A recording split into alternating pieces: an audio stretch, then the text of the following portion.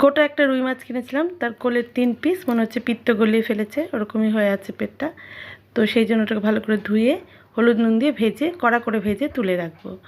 ওই তেলেই দিয়ে দেবো ক্যাপসিকাম, টমেটো, পেঁয়াজ, ছোটো ছোটো পেঁয়াজ 4 ফালি করে দিয়েছি, আর পেঁয়াজ কলি যেগুলো ছোটো ছোটো পেঁয়াজ থাকে নিচে আর পাতলা পাতলা কলি সেগুলো দিয়ে দিলাম। হলুদ নুন দিয়ে ভেজে নেব। টমেটোটা কিন্তু তুলে রাখবো, একটুখানি তেলে নাড়াচাড়া করে তুলে রাখবো।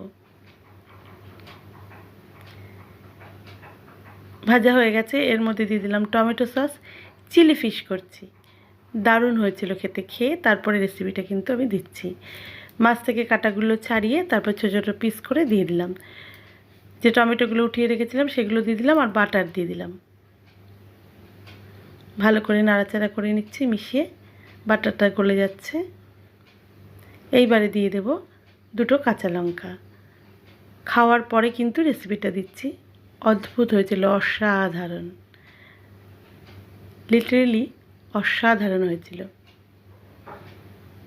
ব্যাস রেডি কিন্তু আমার রুই মাছের চিলি ফিশ।